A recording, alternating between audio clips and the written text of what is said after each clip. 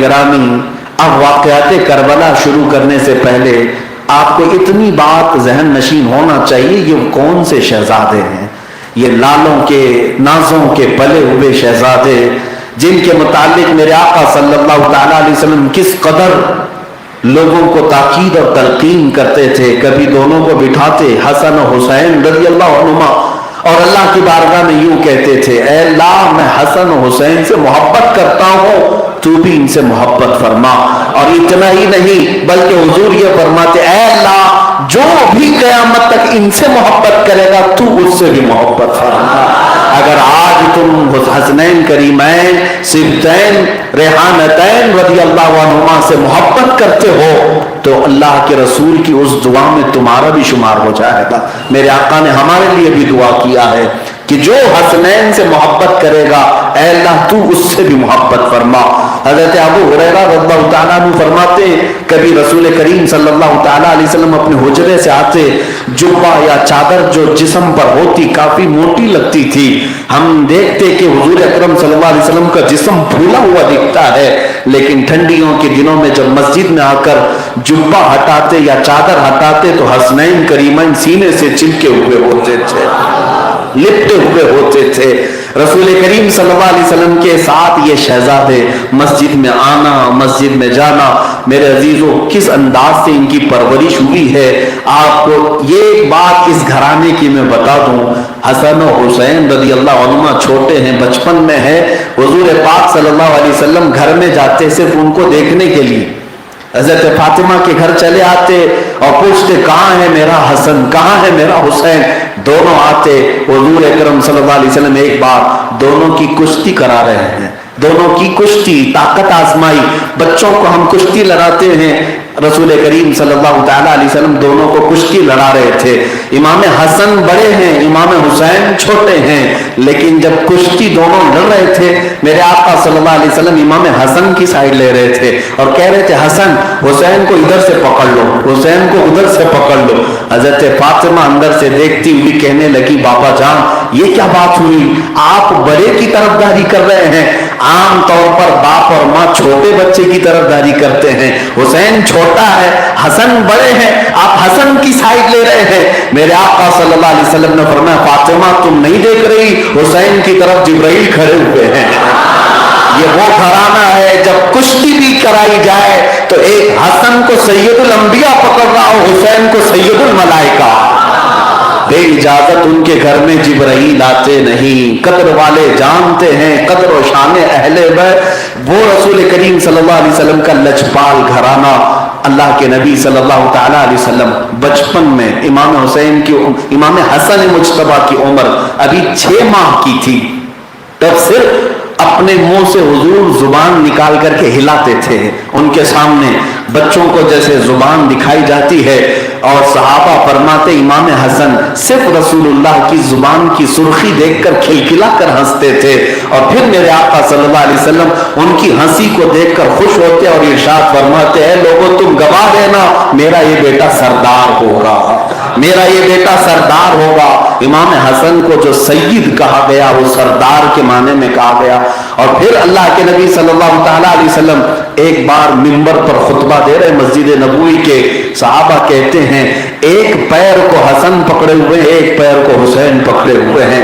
جب رسول اللہ صلی اللہ علیہ وسلم کے قدموں کو پکڑ کر وہ منبر میں ہیں، کبھی مسجد میں میرے آقا سجدے میں ہو تو پشت پر کوئی بچہ چڑھ جائے اور صفوں کے سامنے آ جائے، اللہ اللہ یہ نازوں کی پرورش پانے والے وہ بچے، یہاں تک کہ کبھی میرے آقا کندھوں پر سوار کر کے لے جاتے۔ ایک صحابی کہتے ہیں شہزادوں کو دیکھ کر، اے شہزادوں کیا قسمت پائی، کتنی اعلیٰ سواری ہے تمہاری، کتنی اعلیٰ سواری ہے۔ میرے آقا صلی اللہ علیہ وسلم نے اس بات پر صرف خاموشی اختیار نہیں کی بلکہ ان کو جواباً کہا، اے میرے صحابی تو نے صرف سواری دیکھی، یہ دیکھ سوار بھی کتنے اچھے ہیں، سوار بھی کتنے اچھے ہیں۔ اس سے پتا چلا رسول پاک صلی اللہ علیہ وسلم کی منشا یہ تھی جب جب نبی کی تعریف کی جائے تو حسنین کی بھی تعریف کی جائے۔ اسی لیے درود اس وقت تک کمپلیٹ نہیں ہوتا جب تک آپ یہ نہیں کہتے اللہم صلی علی سیدنا محمد وعلی आली सय्यिदना मोहम्मद। जब तक आल का जिक्र नहीं करोगे तो दुरूद भी कंप्लीट नहीं होगा, क्योंकि मेरे आका की मंशा ये है जब तुम नबी की तारीफ करो तो अहले बैत की भी तारीफ करो। अजीजान गिरामी, इस मकाम को समझो। इमाम शाफी रहमतुल्लाह तआला अलैह के यहाँ तो और भी बड़ा सख्त मसला है, जो दुरूद नहीं पढ़ा, अहले बैत का जिक्र उसमें नहीं किया, उनके नजदीक नमाज ही नहीं हुई। फर्ज का मकाम है, नमाज ही नहीं हुई। और ये अहले बैत अतहार का तज़किरा अल्लाह ताला ने नसीब वालों को दिया है। शुरू में ही मैंने कह दिया कि बुग़्ज़ रखने वाला 3 अलामतों में से कोई एक अलामत अपने अंदर रखता होगा, अल्लाह वो तीनों नहुसतों से हमारे इस मजमे को पाक रखे। कोई मुनाफिक ना हो, कोई वलद ज़िना ना हो, कोई वलदुल हैज़ ना हो। अल्लाह ताला पाक लोगों के बयानात के लिए पाक लोगों को मुंतखब फरमाए, क्योंकि कुरान कहता है अत्तय्यिबातु लित्तय्यिबीन वत्तय्यिबून लित्तय्यिबात। उससे पहले रब ताला फरमाता है अल खबीसातु लिल खबीसीन वल खबीसून लिल खबीसात। ये आयत दोनों पूरे मकामात की तशरीह करती है। रब ताला फरमाता है बुरी चीजें बुरे लोगों के लिए हैं और बुरे लोग बुरी चीजों के लिए हैं। इसी तरह वत्तय्यिबातु लित्तय्यिबीन, और पाकी जवानों पर मेरे आका का नाम कसरत से आता है तो पाकीज़ा लोगों में, पाक लोगों में शुमार किया गया है। इसीलिए तो मैं बार बार कहता हूं, किसी की जय विजय क्यों पुकारे, क्या गरज हमको, हमें काफी है सैयद अपना नारा या रसूल अल्लाह। अजीज़ान गिरामी, हसनैन करीमैन रिज़वानुल्लाहि ताला अलैहिम अजमईन का आलम यह है कि एक बार हुजूर पाक सल्लल्लाहु ताला अलैहि वसल्लम इमाम हसन और इमाम हुसैन को ढूंढने के लिए घर में आए। हजरत फातिमा कहने लगी सुबह से बच्चे गायब हैं, नजर नहीं आते। नबी पाक सल्लल्लाहु ताला अलैहि वसल्लम खुद बाहर ढूंढने के लिए निकले।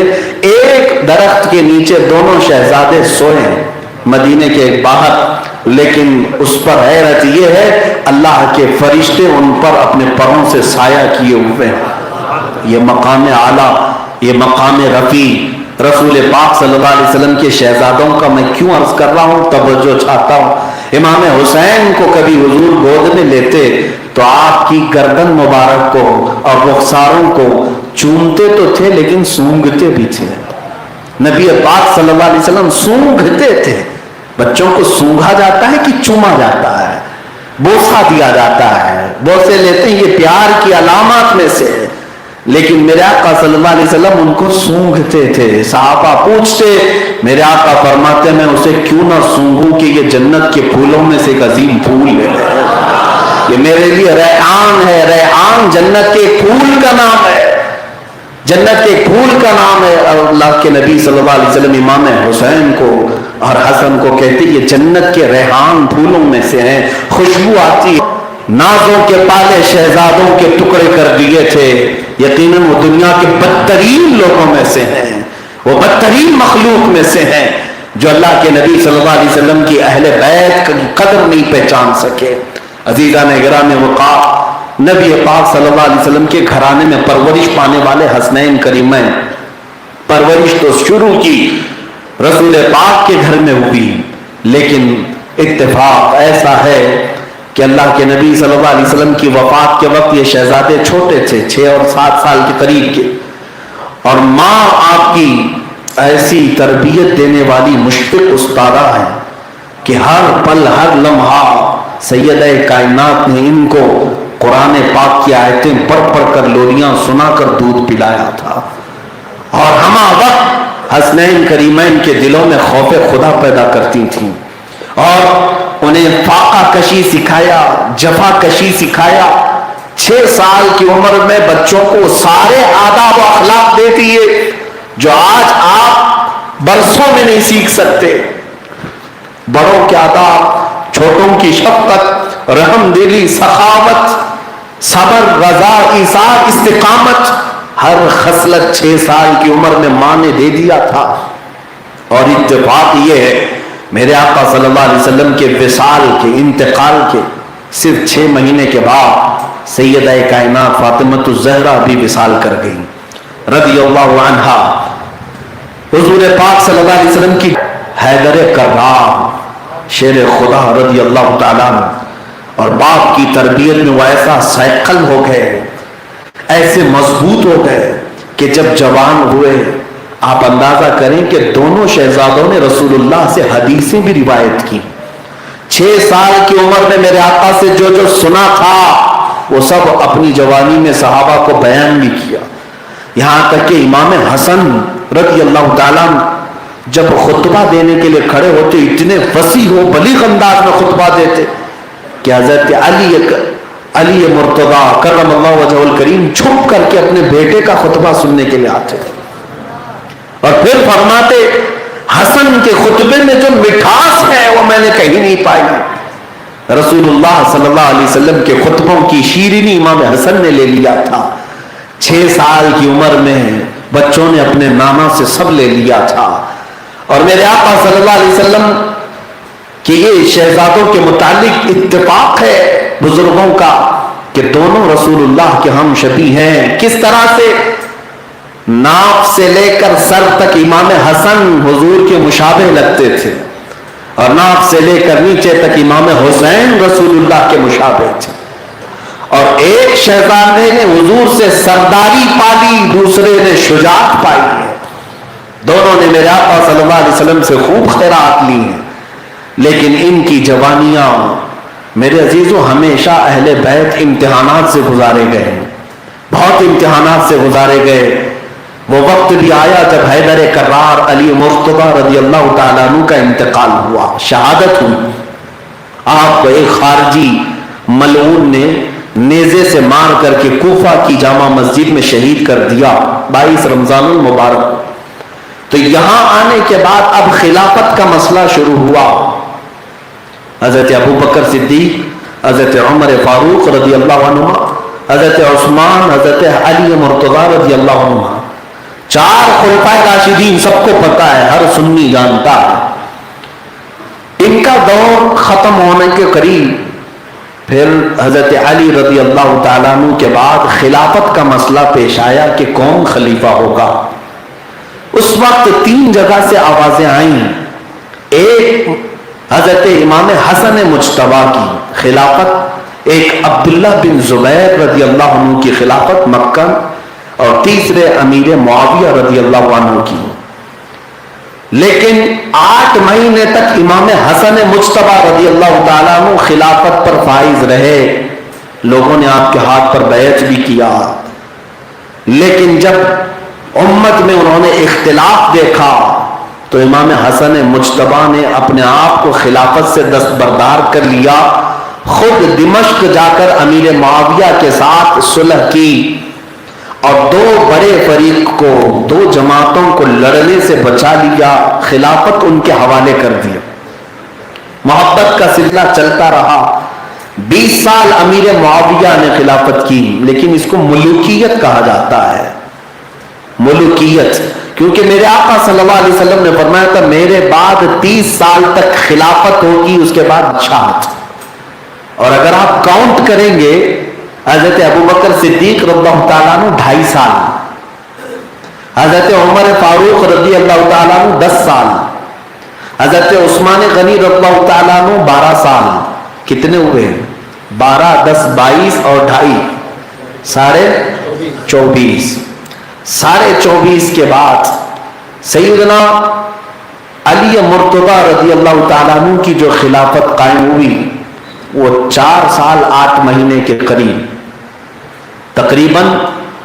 یہ خلافت کے جو کاؤنٹنگ کریں گے آپ حضرت ابو بکر سے لے کر حضرت علی کی وفات تک تو 29 سال 4 مہینے ہوں گے. کتنے؟ 29 سال 4 مہینے. پھر امام حسن مجتبیٰ کی خلافت 8 مہینے چلی. 8 مہینے کے بعد آپ خلافت سے دستبردار ہو گئے. تو اب 8 مہینے کے بعد پورے ٹوٹل خلافت کے کتنے سال ہوئے؟ 30 سال ہو گئے.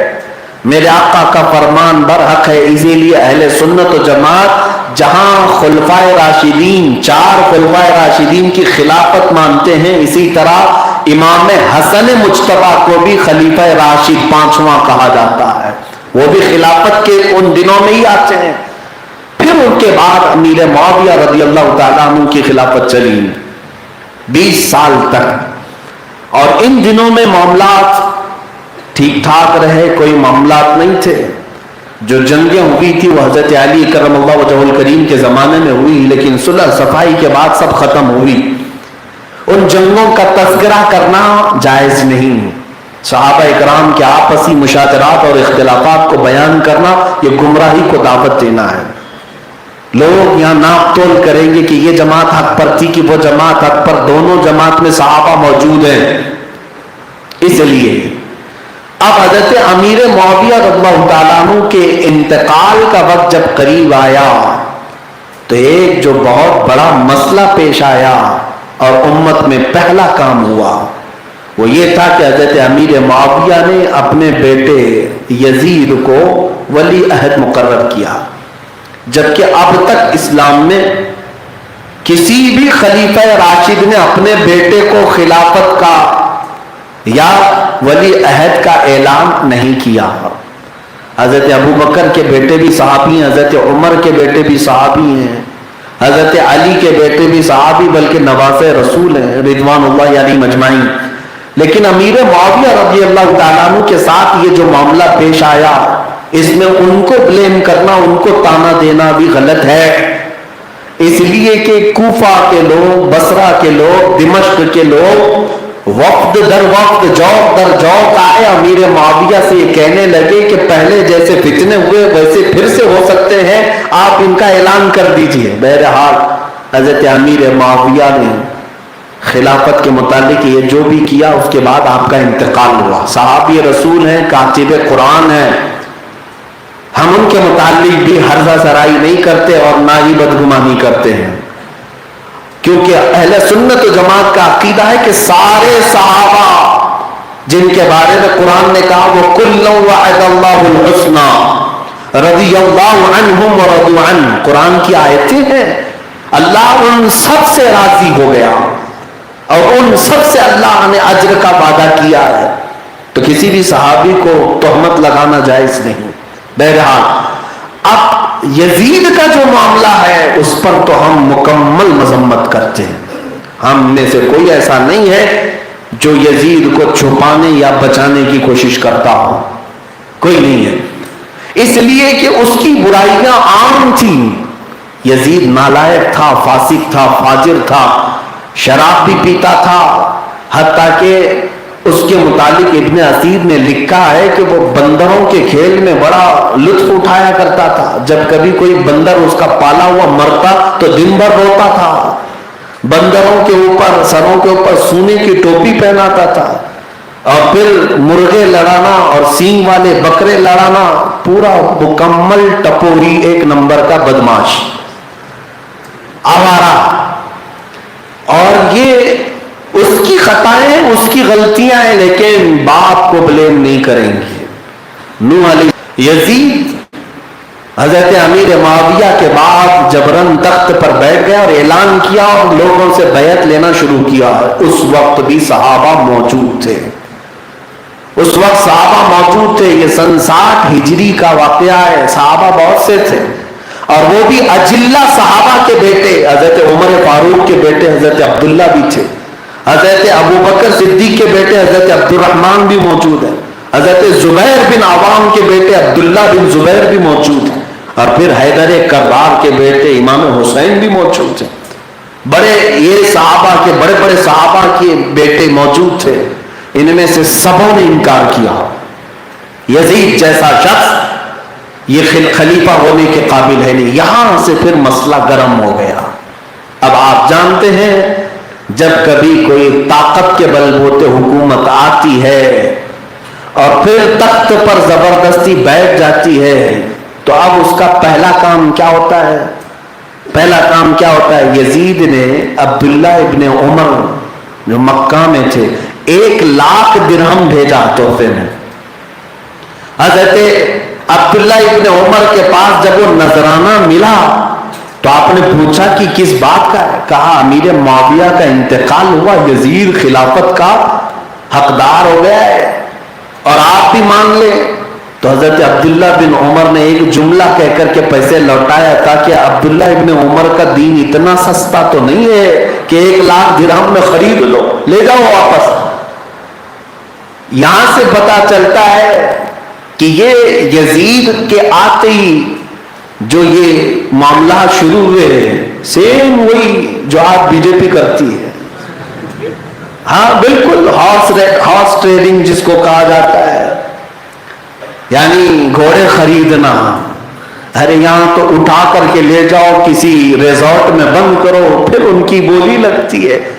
سیم اس زمانے میں بھی کوشش کی گئی تھی، پیسے بھیج دو، مدینے میں بھی بھیجو، مکہ میں بھی بھیجو، سب. لیکن اس وقت جو لوگ موجود تھے وہ ایسے ہلکے پھلکے کانگریس والے بھی نہیں تھے کہ منافق طبیعت کے ہوں کہ پیسہ دکھے تو چلے جائے. میرے عزیزوں میں صحابہ کی بات نہیں کر رہا ہوں، عام لوگوں کی بات کر رہا ہوں. عام لوگ بھی نہیں بکے، صحابہ تو صحابہ ہیں. سبوں نے انکار کیا.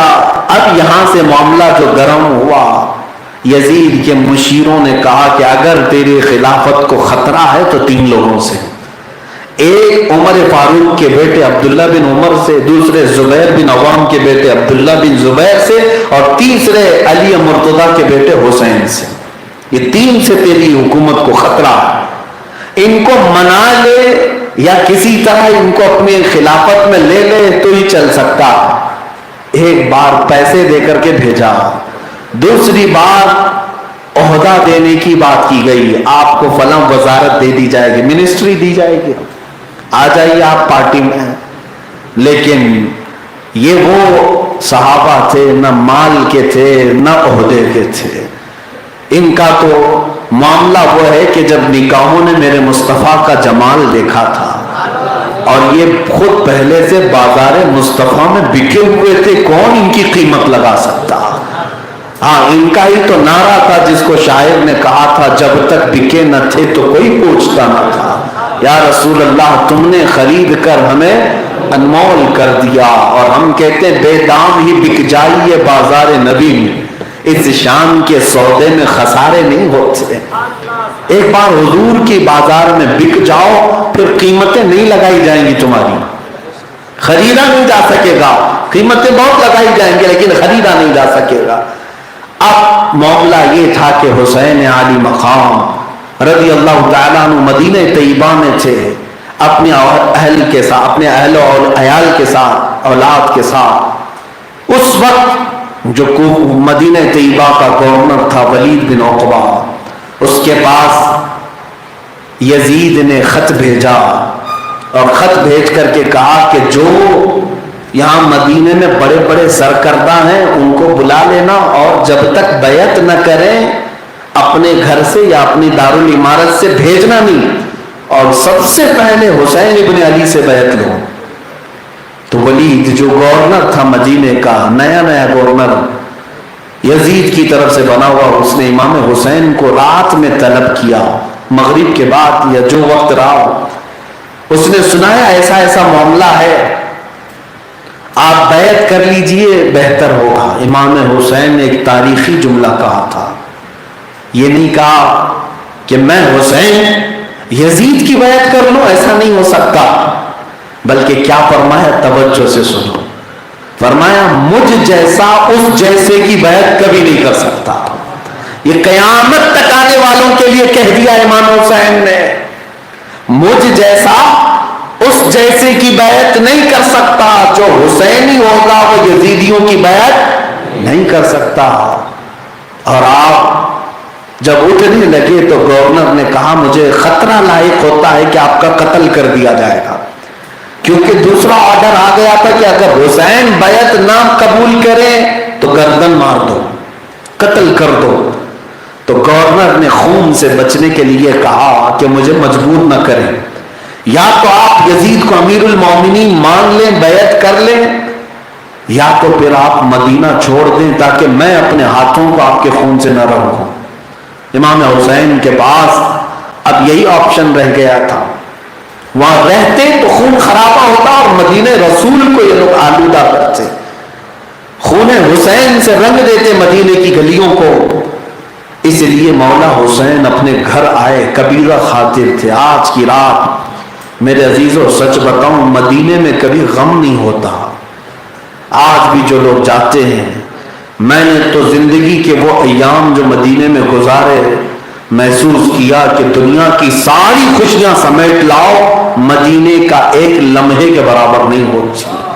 جو وہاں فرحت ہے، جو خوشیاں ہیں، مدینے میں جانے کے بعد غم کسے ہے؟ خوشیاں ہیں.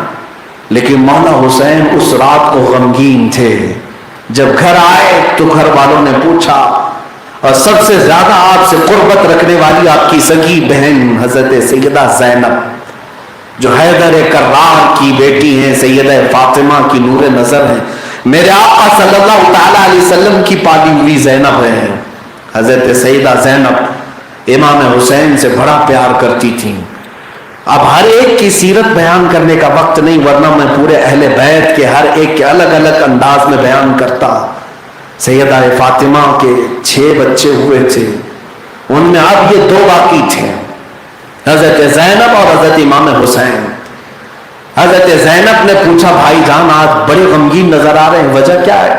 امام حسین نے بتایا کہ ایسے معاملات ہو گئے، یزید جیسا نااہل آدمی تخت خلافت پر بیٹھ گیا، اور مجھ جیسے آدمی کو کہا جاتا ہے کہ بیعت کر لے. اگر میں آج بیعت کر لوں تو صرف مسئلہ آج کا اور کل کا نہیں، قیامت تک کے لیے دلیل بن جائے گا. میرے عزیزوں، میرے حسین نے وہ کارنامہ انجام دیا کہ اگر حسین اعظم بیعت کر چکے ہوتے تو شاید ہماری مسجد کے مصلوں پر بھی کوئی چور کھڑا ہو جاتا، زانی کھڑا ہو جاتا، شرابی کھڑا ہو جاتا. آج عام لوگوں کے ذہنوں میں بھی یہ بات ہے کہ چوروں کو مصلے پر امامت کے لیے نہیں کھڑا کیا جاتا. یہ امام حسین کا دیا ہوا احسان ہے، احسان ہے. ہم مصلح امامت پر جب فاسق و فاجر کو نہیں تسلیم کرتے تو پوری دین کی امامت کے لیے کیسے کسی کو امیر تسلیم کریں گے؟ ایسے فاسق و فاجر کو مولا حسین سے ان کے اہل خانہ نے پوچھا، اب کرنا کیا ہے؟ کہا بس ایک ہی راستہ رہ گیا ہے کہ میں یہاں سے نکلوں مدینہ طیبہ سے اور مکہ مکرمہ جا کر کے میں ابھی فی الحال عمرہ کروں گا اور حج تک وہاں پر رکتا ہوں. وہاں کے حالات سازگار ہوں گے، مکہ حرم ہے، جنگ و جدال قتل و قتال مکہ کے اندر حرام ہے، میں وہاں جا کر کے اپنی زندگی بسر کرتا ہوں. تو پھر جب مولا حسین نکلنے لگے اسی رات کو، جس رات پیغام آیا، مختصر سا سامان اہل بیت کا تھا، وہ اپنا سامان رکھتے سفر باندھ لیا، اور جیسی ہی خاندان میں بات پھیلی تو امام حسین کے ساتھ اہل خانہ شریک ہو گئے.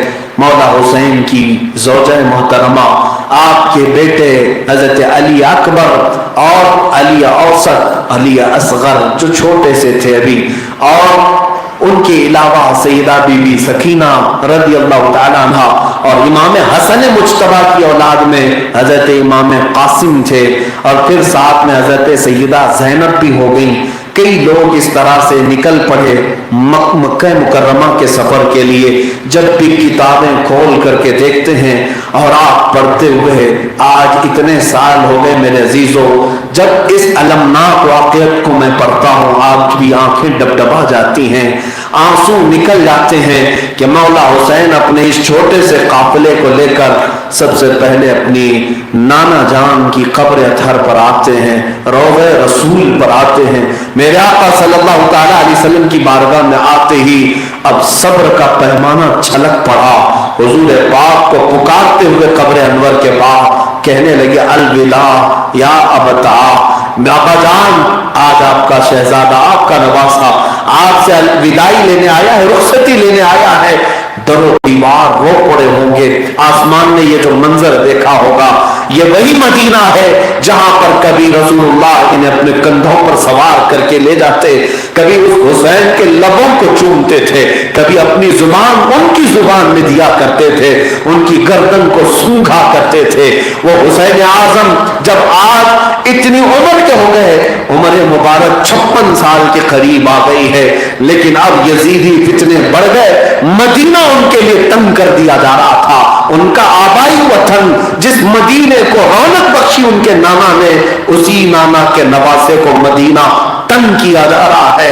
اور جب رخصتی کا وقت آیا लिपट करके दरो दीवार को इमाम हुसैन रो पड़े, उनकी औलाद अमजाद भी रो पड़ी, और फिर वहां से निकलकर जन्नतुल बकी में आए, जहां उनकी माँ सैयदा कायनात मखदूम कायनात फातिमतुज़ ज़हरा सलामुल्लाहि अलैहा आराम फरमा है, सिरहाने के पास खड़े होकर आखिरी बार सलाम किया, कहा ए या उम्मा, ऐ मेरी माँ, आपका बेटा आपसे बहुत दूर जा रहा है, इसलिए कि मैं नहीं चाहता मेरे नाना का मदीना मेरे खून से रंगीन हो जाए, यहां पर फितने बरपा हो मेरी वजह से यहां लड़ाइयां हो जाएं, ऐसा मैं बिल्कुल पसंद नहीं करता। मां मुझे इजाजत दे दे, मैं मदीने से रुखसत हो रहा हूं।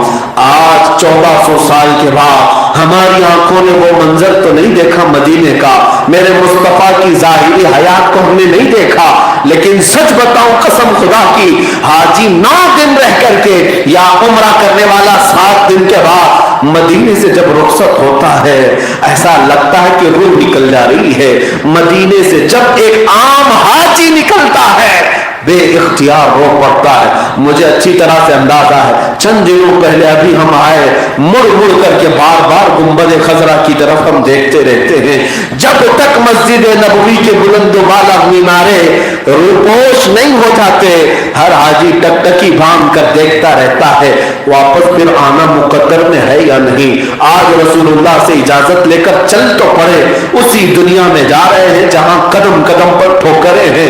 मेरे आका से रुखसती आज जब हमारे लिए इस कदर सख्त होती है, तो उस नवासे पर क्या गुजर रही होगी जिसके नाना ने उसी मदीने में उन्हें पाला है।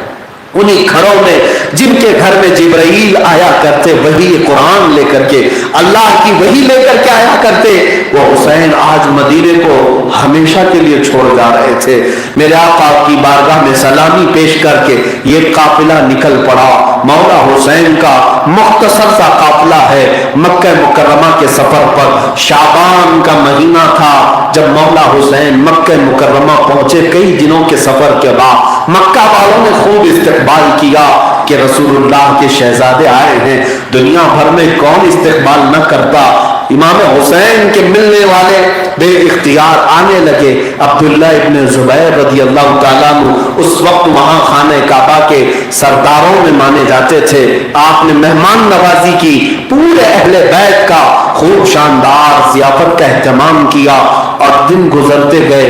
रमजान का महीना आया, बहुत ही अच्छी जिंदगी गुजर रही थी, लेकिन यहां से एक टर्निंग पॉइंट जो आता है, यजीद की खिलाफत का इनकार करके, उसकी बैत का इनकार करके सुकून से मक्का में रह तो रहे थे, लेकिन कूफा वाले, कूफा एक शहर है जो बसाया गया बाद में, वहां के लोग उम्मन अहले बैत से मोहब्बत करने वाले शुमार किए जाते थे।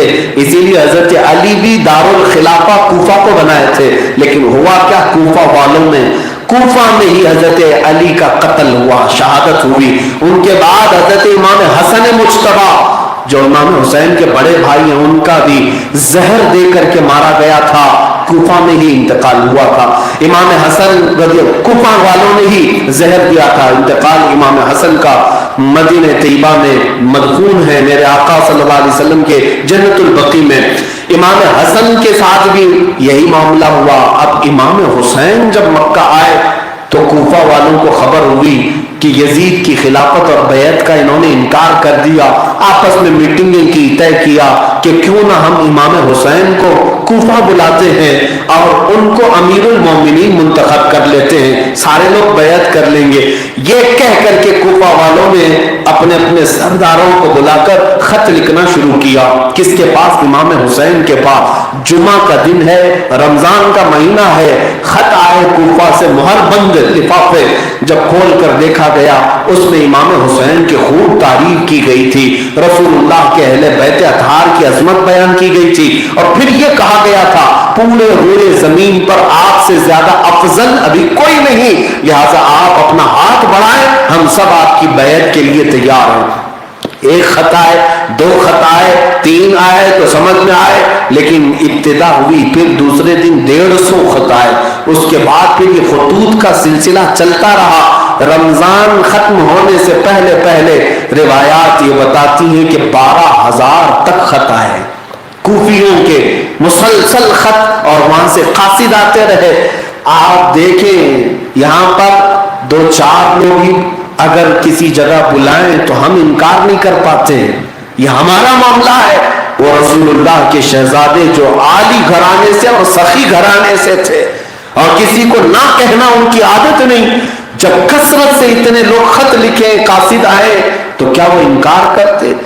اس کے بعد امام حسین نے رمضان کے بعد یہ طے کر لیا کہ مجھے کوفہ جانا ہے، اس لیے کہ اب آخری ایک خط یہ آیا کہ حسین ابن علی اگر آپ نہیں آئیں گے تو قیامت کے دن اللہ اگر ہم سے سوال کر لے کہ تم نے یزید جیسے فاسق و فاجر کی بیعت کیوں کی، تو ہم جواب میں یہی کہیں گے اے اللہ ہم نے تو نواز رسول کو بلایا تھا، وہ نہ آئے اس لیے ہم نے یزید کی بیعت کی. یہ بات اتنی سخت تھی کہ اس کے بعد انکار کرنے کی گنجائش نہ رہی. مولا حسین نے کہا کہ پھر یہ اتمام حجت ہے، اگر میں نہ گیا تو میرے اوپر قیامت کے دن مقدمہ ہو سکتا ہے. پھر صحابہ کی مشاورت ہوئی، میٹنگ ہوئی، صحابہ نے سب نے رائے مشورہ کیا. پھر مولا حسین سے سارے صحابہ نے آ کر کہا کوفہ والوں کی فطرت ہمیں معلوم ہے، وہ آپ کو اذیت دیں گے، آپ کے ساتھ نہیں کھڑے ہوں گے. یہاں تک کہ لوگوں کی بات یہ تھی، مشہور تھا، وہ کہتے بھی تھے زبانیں آپ کی پاس ہیں، کوفہ والوں کی زبانیں آپ کی طرف ہیں لیکن تیر و تلوار یزید کی طرف ہیں. یعنی یزید جس طرح چاہے گا ویسے تیر و تلوار چلیں گے، وہ زبان سے صرف آپ کو کہتے ہیں. یہ مسل مشہور ہو گئی میرے عزیزو، کوفہ والوں کی عادت اسی طرح مشہور ہو گئی. آج تک کسی دھوکے باز کو لوگ گالی دینا ہو تو کوفی بھی کہہ دیتے ہیں. کوفہ والوں کی خصلت آ گئی، عادت آ گئی. بہرحال امام حسین اعظم رضی اللہ تعالیٰ عنہ نے طے کر لیا کہ مجھے جانا ہے. جب صحابہ کے اصرار کے بعد بھی آپ جانے کا ارادہ ملتوی نہیں کر رہے تھے تو لوگوں نے ایک مشورہ آپ کے پاس پیش کیا کہ اے حسین ابن علی اگر آپ جانے پر اتنے بزید ہیں، جانا ہی چاہتے ہیں، تو ہماری طرف سے ایک مشورہ یہ ہے کہ پہلے اپنے کسی معتمد آدمی کو کوفہ بھیجیں، وہ دیکھ کر کے حالات اگر صحیح معنوں میں بتا دے تب آپ جائیں. تب یہ مشورہ آپ نے پسند فرمایا اور اپنے خاندان میں سے معتمد جس کو چنا وہ امام مسلم بن عقیل تھے. یہ کون ہے؟ یہ امام حسین کے چچیرے بھائی ہیں. حضرت عقیل حضرت علی کرم اللہ وجہہ الکریم کے بھائی ہیں اور ان کے بیٹے امام مسلم ہیں اور ان کو ہم شبیہ رسول بھی کہا جاتا تھا. رسول اللہ کی شباہت رکھتے تھے اور امام حسین ان سے بڑی محبت رکھتے، چچیرے بھائی تھے، سفر میں ساتھ تھے. امام حسین نے ان کا انتخاب کیا اور فرمایا کہ مسلم تم میری طرف سے کوفہ جاؤ، پورے حالات دیکھ لو، بلکہ میری طرف سے وکیل بن کر کے بیعت لے لو سارے لوگوں سے. اگر سارے بیعت کر لے جاتے ہیں تو پھر مجھے خط لکھ دینا، میں مکہ سے اپنے قافلے کے ہمراہ وہاں پر آؤں گا، پھر اعلان کیا جائے گا. امام حسین کا یہ منصوبہ تھا اور اس کے بعد امام مسلم بن عقیل کو بھیجا گیا. میں آپ کو یہ تفصیل سے بتا رہا ہوں، ذہن حاضر رکھنا، اس لیے کہ کچھ ظالم آج یہ کہتے ہیں کہ امام حسین نے خلافت کے خلاف بغاوت کی تھی. یزید جب ایک خلیفہ ہو گیا، حکومت قائم ہو گئی، تو ایک حکومت کے خلاف خروج کرنا، نکلنا، اس کو بغاوت کہتے ہیں. ظالموں کی نظر میں یہ بغاوت ہے، بلکہ ہم کہتے ہیں حقیقت میں بغاوت تو یزید نے کیا. بغیر مسلمانوں کے رائے مشورے کے خلیفہ منتخب نہیں ہوتا. حضرت ابوبکر صدیق بھی تمام صحابہ کے اتفاق سے خلیفہ بنے تھے. حضرت عمر فاروق بھی مجلس شورا کے اتفاق سے خلیفہ بنے تھے. حضرت عثمان غنی بھی اہم صحابہ کے اتفاق سے بنے تھے. حضرت علی کرم اللہ وجہہ الکریم عام تمام صحابہ کے اتفاق پر خلیفہ بنے تھے. خلافت اور خلیفہ بننا یہ مسلمانوں کے اتفاق سے ہوتا ہے. لیکن یزید کو کس نے بنایا تھا؟ زور زبردستی بنا، اور اس کو تم کہتے ہو خلیفہ برحق کے خلاف بغاوت. نئے امام حسین نے نظام مصطفیٰ کے صحیح چہرے کو بتانے کے لیے یہ آپ نے خروج فرمایا، مدینہ طیبہ سے مکہ نکل آئے. اب امام مسلم بن عقیل کو مولا حسین نے بھیجا کہاں؟ کوفہ. کوفہ جب جانے لگے تو آپ کے 2 شہزادے ساتھ میں تھے، محمد اور ابراہیم، چھوٹے تھے، باپ کے بغیر رہتے نہیں تھے، ساتھ ہو لیے امام مسلم بن عقیل سیدھے کوفہ کی سرزمین پر پہنچ گئے۔ کوفہ جب آئے تو یہاں کے لوگوں نے والہانہ استقبال کیا، شاندار استقبال کیا، لوگوں میں پورے ہلچل مچی تھی کہ رسول اللہ کے گھر سے ایک شہزادے آئے ہیں، حسین اعظم کے وکیل آئے، مسلم بن عقیل آئے، سارے لوگوں میں نعرے تھے، لوگ جوق در جوق پیچھے گھومتے رہے۔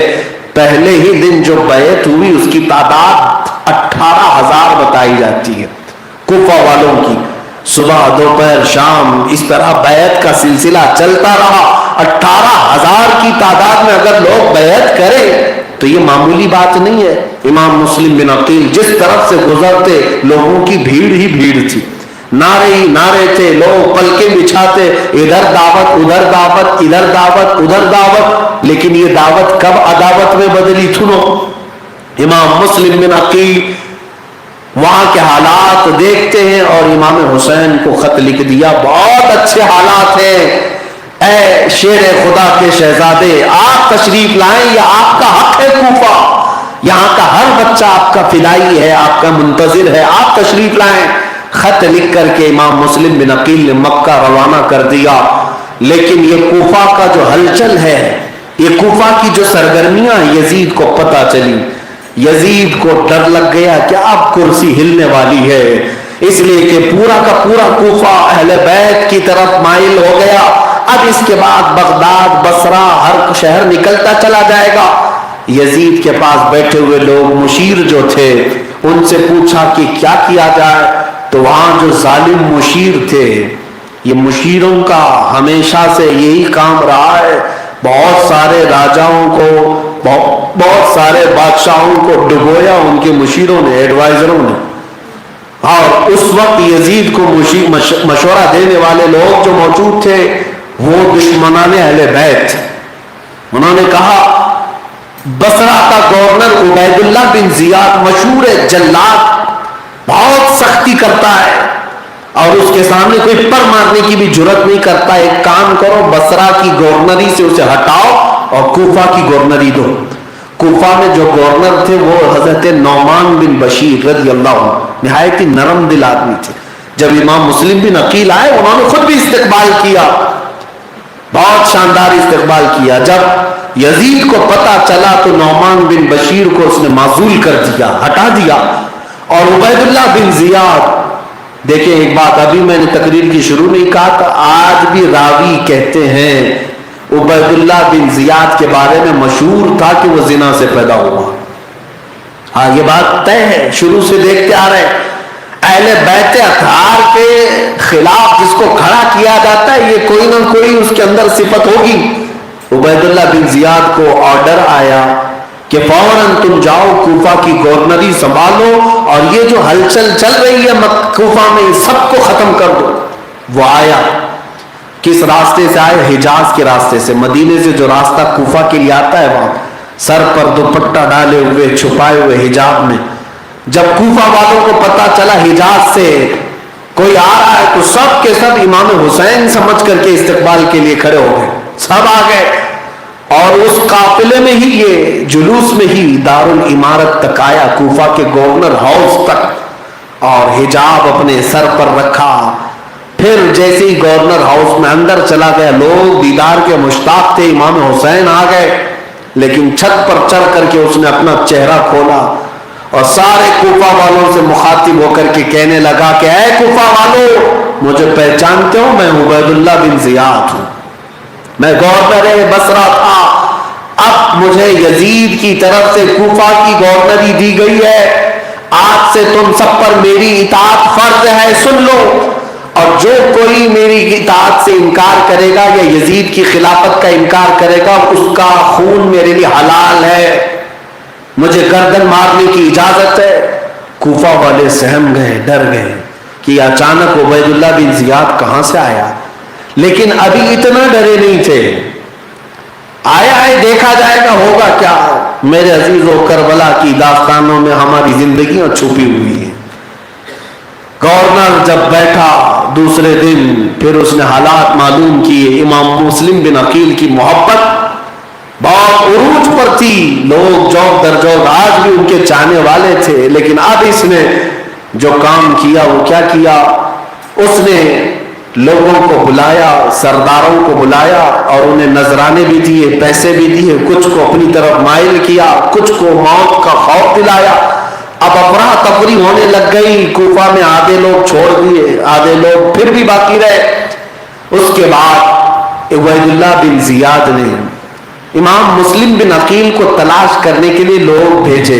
امام مسلم بن عقیل ایک بزرگ صحابی کے گھر آرام فرماتے, ہانی بن عروہ, جن کی عمر 90 سال کی تھی.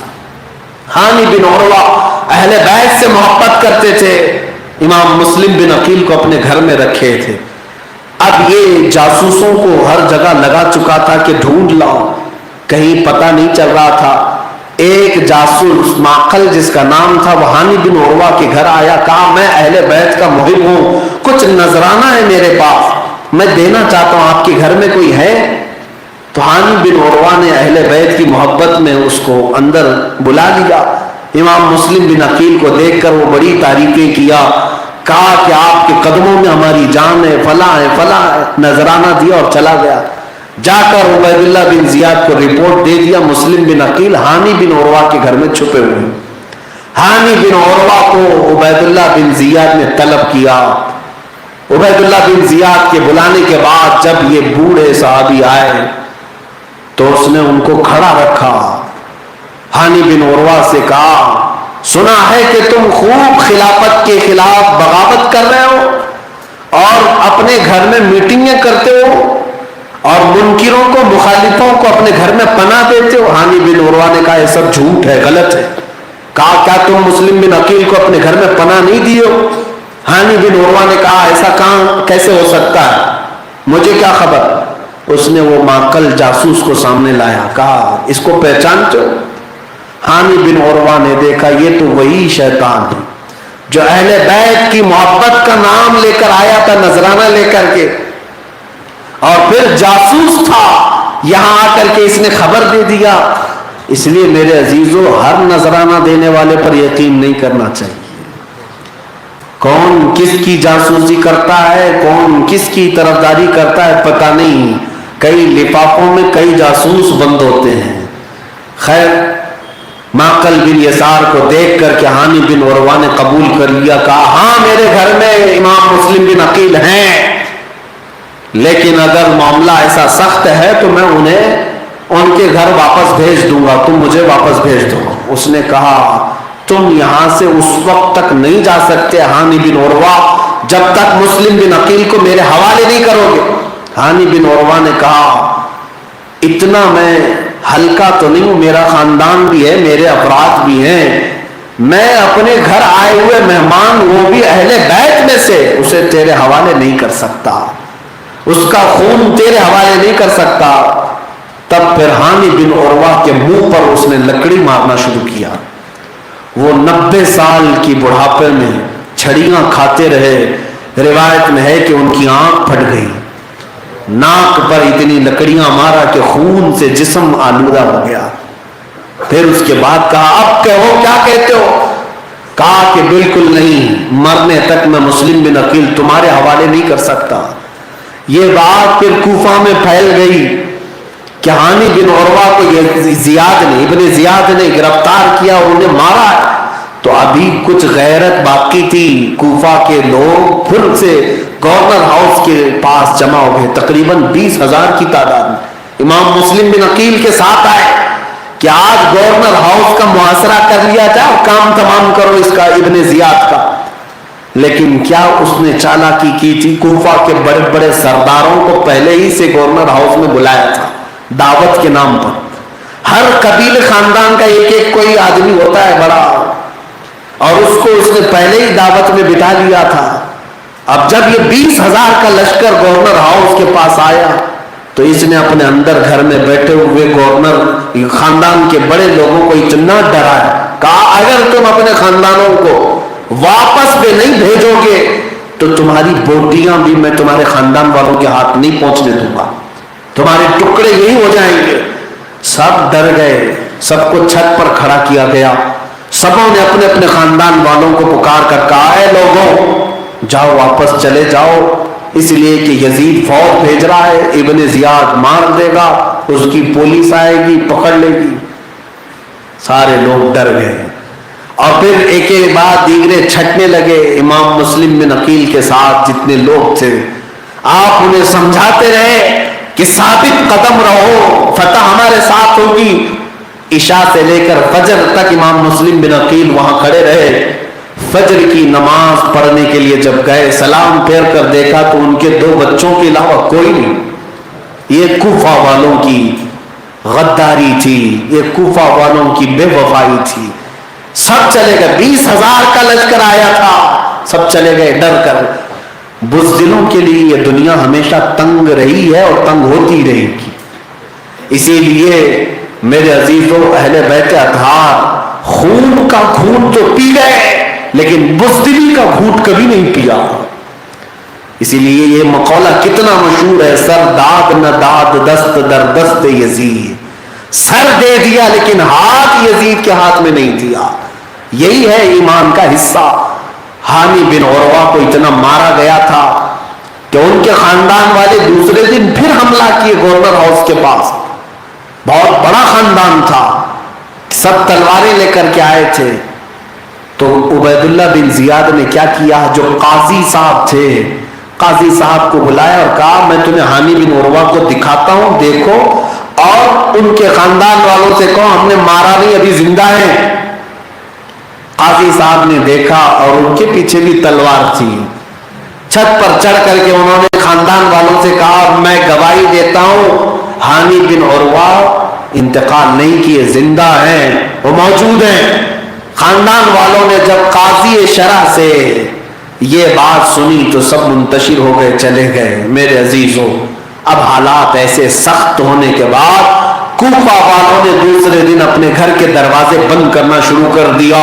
इमाम मुस्लिम बिन अकील, ये गरीब कूफा इनको कहा जाता है, गरीब कूफा, ये कूफा की सरजमीन पर अजनबी बन गए। दूसरे दिन जहां से गुजरते लोग जल्दी दरवाजे बंद कर लेते कि कहीं ये मेहमान बन गए तो वबाल हमारे सर पर ना आ जाए, हमारे ऊपर तलवारें ना चले। इमाम मुस्लिम बिन अकील अपने 2 शहजादों के साथ भूखे प्यासे पूरा दिन गुजारते रहे, यहां तक कि एक गोश्त वाले ने कच्चा गोश्त आपको दिया था, उसके अलावा कोई चीज आपको नहीं मिली। अजीजान गिरामी, इमाम मुस्लिम बिन अकील थके हारे शाम के वक्त, एक खातून बूढ़ी औरत थी, उसकी उम्र 80 साल के करीब है, वो अपने घर के बाहर बैठी थी। उसने देखा इमाम मुस्लिम बिन अकील को, फौरन खड़ी हो गई और अपने घर में दावत दिया, कहा आप मेरे घर के मेहमान बन जाएं। इमाम मुस्लिम बिन अकील ने कहा, मैं अगर मेहमान बन जाऊंगा तो तेरे घर पर आफत आ जाएगी, उसकी तरफ से, इब्ने जियाद की तरफ से सख्तियां होंगी। उस खातून ने कहा, अल्लाह तबारक व तआला का मैं उस बात पर शुक्र अदा करूंगी कि फातिमा जहरा के खानदान वाले की जियाफत करते करते अगर मेरी रूह निकल जाए तो शहादत से कम तो नहीं होगी। आप तशरीफ लाए मेरे घर पर। हजरत इमाम मुस्लिम बिन अकील, तौआ नाम उसका तारीख में लिखा है, उस बूढ़ी खातून के घर मेहमान बन गए। मेहमान नवाजी होती रही, लेकिन मेरे अजीजों, इब्ने जियाद ने दूसरे दिन इमाम मुस्लिम बिन अकील की तलाश में पूरे कूफा में लोगों को दौड़ा दिया। फिर लोगों को पता चला कि यहाँ पर तौआ नामी खातून के घर इमाम मुस्लिम बिन अकील है। उस खातून का बेटा वो बागी था, अहले बैत का दुश्मन था, उसे अपनी माँ की यह हरकत पसंद न आई। उसने इब्ने जियाद के पास जाकर 10-12 लोगों का लश्कर तलब किया, कहा मेरे साथ 10-12 सिपाही भेजो, मैं मुस्लिम बिन अकील को अपने घर से गिरफ्तार करके तुम्हारे पास लाऊंगा, इसलिए कि वो मेरे ही घर में है। ये नामर्द बच्चा 12 लोगों को लेकर के आया है शेर खुदा के घर के एक फर्द को गिरफ्तार करने के लिए। अजीजा ने गिरामी, जब ये मोहम्मद बिन अशअस नामी शख्स 12 लोगों का काफिला लेकर तौआ नामी खातून के घर आया, दोपहर का वक्त था, सख्त धूप थी, वो अंदर आने की कोशिश करते रहे।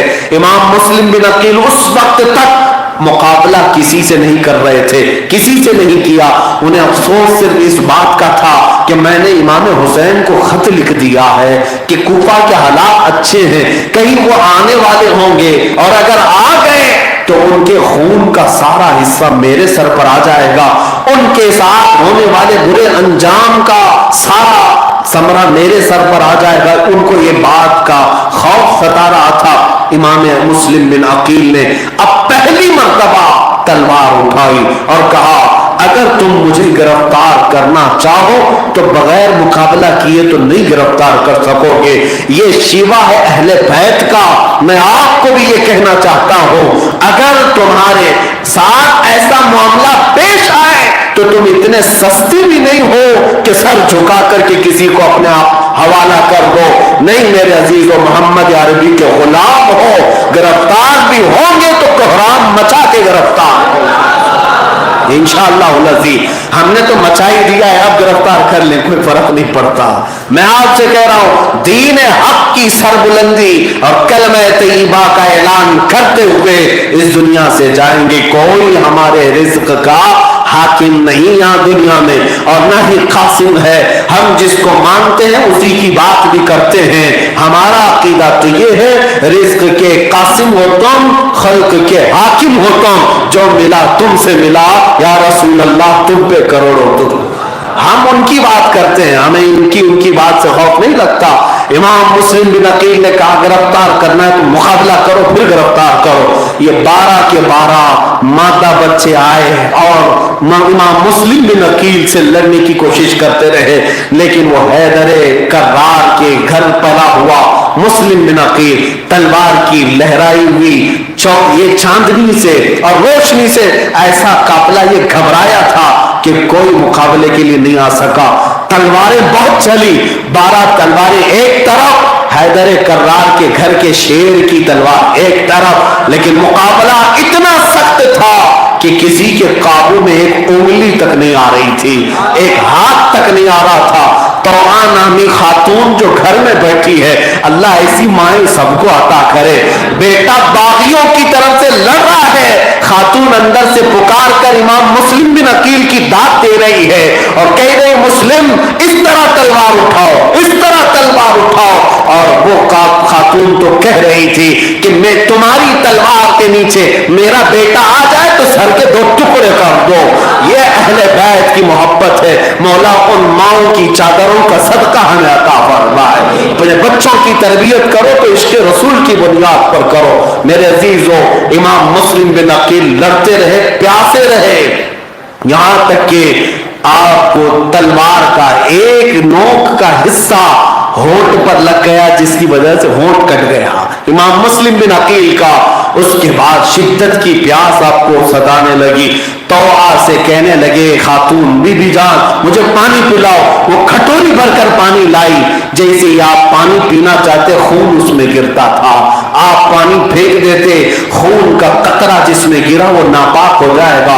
दूसरी खटोरी लाई गई, कटे हुए होंठ का खून का कतरा फिर से पानी में गिरा, आपने फेंक दिया। तीसरी बार लाया गया, पानी में फिर से खून गिर जाता था। अब मुझे बताओ तो सही, होंठ कटा है, भला पानी में कतरा न गिरेगा तो फिर कहां गिरेगा? वो तो कतरा गिरना ही था, पानी फिर भी आप पीना पसंद नहीं करते। अजीजान गिरामी, शरीयत ने तो छूट दी है। ऐसा वक्त आ जाए जब तुम्हारे नज़ा का वक्त हो या मौत करीब लगने लगे, तुम्हें अगर नापाक पानी मिलता है तो पीकर जान बचा लो। शरीयत ने छूट दी है, लेकिन ये अहले बैत का घराना है।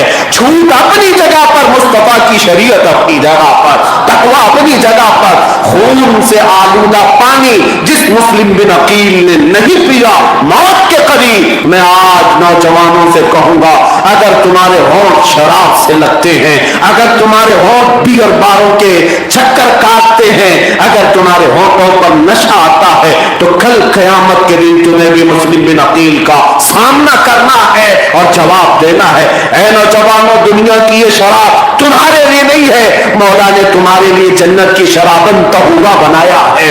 वो शराब है जिसमें नशा नहीं है, जिसमें मदहोशी नहीं है, बल्कि उस शराब की मोहब्बत का आलम यह है, जितनी पियोगे उतने मकामात बुलंद होते चले जाएंगे। उस शराब के लिए दुनियावी शराबों को ठोकर मारो। मुस्लिम बिन अकील के साथ जब ये मामला होने लगे, आखिर में जालिमों ने पेंतरा बदला, दांव चला। जो हाजमीन तमाम हरबों के तरीकों को अपनाते हैं जालिम और बातिल जमातें, कहा मुस्लिम हम तुम्हारे से सुलह करेंगे, जंग नहीं करेंगे, सुलह करेंगे। सुलह में बहुत सारे भेद छुपे होते हैं, सुलह करेंगे। बात यह है कि तुम भी तलवार रखोगे, हम भी तलवार रखेंगे। बात इतनी ही है कि चलेंगे इब्ने जियाद के पास, हम तुम्हारी जान की अमान देते हैं, तुम्हें मारा नहीं जाएगा, कत्ल नहीं किया जाएगा, बात करना है तुम्हारे साथ। मुस्लिम बिन अकील से कहा गया इब्ने जियाद से तुम बातचीत कर लो, बातचीत में इत्तेफाक हो जाए, तुम्हें जहां जाना है चले जाओ। इमाम मुस्लिम बिन अकील ने सुलह के इस रास्ते को पसंद फरमाया। उसके बाद फिर आपने तलवार छोड़ दी।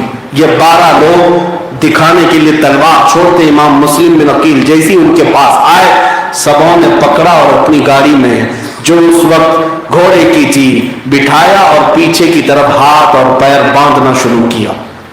इमाम मुस्लिम बिन अकील ने कहा ये पहला धोखा है तुम्हारी तरफ से, यहां से तुमने गद्दारियां शुरू की। हाथ बांधा और सीधे गवर्नर हाउस पर ले आए। इमाम मुस्लिम बिन अकील जब गवर्नर हाउस पर आए, इब्ने जियाद ने देखते ही गालियां शुरू कर दी, नाउज़ बिल्लाह। अहले बैत को गालियां दी, इमाम मुस्लिम बिन अकील की तौहीन किया, कहा झूठों के बेटे झूठे यहां पर आ गए, नाउज़ बिल्लाह। उस वक्त मस्जिद में एक बूढ़े सहाबी नाबीना थे, उन्होंने उठ करके अलल ऐलान कहा मैं गवाही देता हूं ये जो रसूलुल्लाह के घर का शहजादा है ये सच्चा है और सच्ची माँ और सच्चे बाप का बेटा है, और ये भी गवाही देता हूं कि आज तख्त पर जो बैठा है उसकी माँ जानिया थी, उसका बाप जानी था और वो जिना की औलाद है। बड़े मजमे में ऐलान करना, इसी को मेरे आका ने फरमाया जालिमों के सामने हक बात का ऐलान करना सबसे अफजल जिहाद है, सबसे अफजल जिहाद है। उस सहाबी का उसने उसी मस्जिद में कत्ल किया। डिक्टेटर लोगों को कभी अपनी बुराई पसंद नहीं, फौरन मार देते हैं। उसके बाद इमाम मुस्लिम बिन अकील से मुकालमा हुआ, कई बातें हुई, लंबी बातें हुई। इमाम मुस्लिम बिन अकील को आखिर में उसने जुल्मन इतनी सख्त अजियतें दी कि जल्लाद के करीब लाया गया, हाथ उनके बांधे गए और उनके जिस्म पर कोड़े मारे गए। और उसके बाद इसी पर बस नहीं किया गया, सारे मजमे के सामने इमाम मुस्लिम बिन अकील के सर मुबारक को गर्दन से अलग कर दिया गया। अहले बैत की ये पहली शहादत है, दास्ताने करबला की ये पहली शहादत है इमाम मुस्लिम बिन अकील की। कूफा के दरो दीवार रो पड़े होंगे, लेकिन वो शकीउल कल्ब बदबख्तों के दिल पर कुछ न गुजरा। उसके बाद इमाम मुस्लिम बिन अकील के धड़ को सीढ़ियों से नीचे धकेल दिया गया, जिस्म को चकनाचूर किया गया। इमाम मुस्लिम बिन अकील के सर को दिखाने के लिए गवर्नर हाउस के बाहर लटकाया गया, कूफा वाले डर जाएं। ये हैबत तारीखी, ये मॉब लिंचिंग इसी को तो कहते हैं। मारो, वीडियो बनाओ, फैलाओ ताकि हैबत तारी हो जाए, लोगों में दहशत तारी हो जाए। यह हकीकी दहशत गर्द हैं। ये काम तो कूफा वाले भी कर रहे थे। जिसके पास ताकत थी, जिसके पास तख्त था, जिसके पास हुकूमत थी, अहले हक को मारा और उनके सरों को लटका करके शाहराए आम पर नजारा करवाया लोगों के सामने कि लोग देखें और डर जाए, हमारा ऐसा अंजाम ना होने पाए। लेकिन एक बात मैं जरूर कहूंगा है मेरे अजीजों, इन जालिमों को अगर लगता है कि किसी के टुकड़े करके ईमान छीन लेंगे तो ऐसा नहीं, मुनाफिक डरेंगे, ईमान वाले कभी नहीं डरेंगे। ईमान वालों के लिए ये चीजें खौफ नहीं तारी करती, इसलिए कि ईमान जिसके दिल में होगा वो अल्हम्दुलिल्लाह हर रात शहादत की तमन्ना करके सोता है। मौला तो अपनी राह में हमें शहादत अता फरमा। इमाम मुस्लिम बिन अकील के कत्ल के बाद कूफा में सन्नाटा तारी हो गया। वो खातून रात को आई तौआ नाम की, जिसको इमाम मुस्लिम बिन अकील जिसके घर में पनाह लिए थे, वो हिजाब में बुरखे में आई और गवर्नर हाउस के पास आकर खड़ी हो गई। कहा इब्ने जियाद कहाँ है? इब्ने जियाद नीचे आया तो खातून कहने लगी, सुना है मरजाना का बेटा, जानिया का बेटा और जानी का बेटा यहाँ पर हुकूमत करने के लिए आया है। کہ جھوٹوں کا بادشاہ یہاں پر آیا ہے اور ظلم کی داستان لکھنا چاہتا ہے۔ ابن زیاد غصے میں آیا اور پوچھا کہ خاتون تم ہو کون؟ خاتون نے بغیر کسی خوف کے کہا میں وہی خاتون ہوں جس کے گھر سے مسلم بن عقیل کو آج تم لائے تھے، میرا نام طاعہ ہے۔ اتنا سنتے ہی اس نے پورا خنجر حضرت طاعہ پر مارا اور اس بوڑھی خاتون کو راستے پر کھڑے ہی شہید کر دیا۔ یہ ظالموں کی جو داستانیں آپ سنتے ہیں، مجھے بتاؤ ان میں سے کون باقی رہا؟ ابن زیاد نے اتنے قتل کیے، لیکن آج بھی اس کا نام لیا جاتا ہے تو ہر مسلمان لعنت بھیجتا ہے۔ لعنت اللہ علیکم اے دشمنان اہل بیت، تم کو مزدانار کا ہے دشمنان اہل بیت۔